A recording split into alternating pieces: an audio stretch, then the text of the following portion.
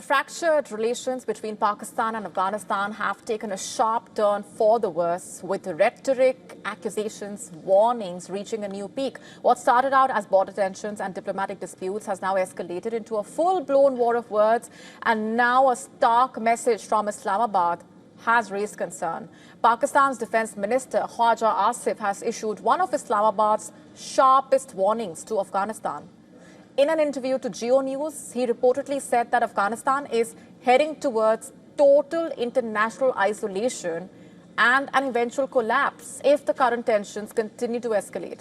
In fact, he said Pakistan and other regional countries want peace and stability, but are losing patience with Afghanistan's consistently uncompromising position.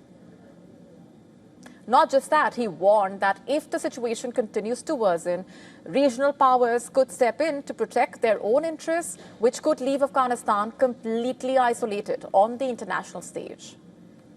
And this follows serious allegations from Kabul earlier this week, with the Taliban spokesman accusing the Pakistani forces of launching an air raid in Khost province that he said killed 9 children and a woman. He warned that Afghanistan would retaliate at the right time. However, Pakistan's military said it carried out no such actions and dismissed the claims.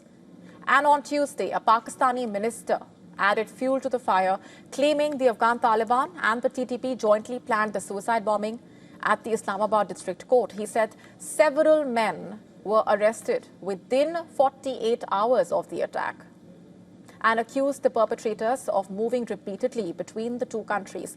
Afghanistan has not yet responded to these allegations. Tensions have been escalating since October, when the deadly border clashes killed around 70 people on both sides.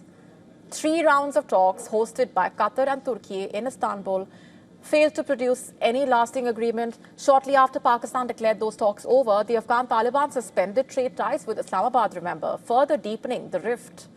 And as both the sides continue to dig in, issuing warnings, counter-warnings, the region is facing one of the most volatile points since the Taliban returned to power in Kabul. And with tensions on the rise and diplomatic channels drying up in a way, there is growing fear that the situation could spiral further without a clear path back to negotiations.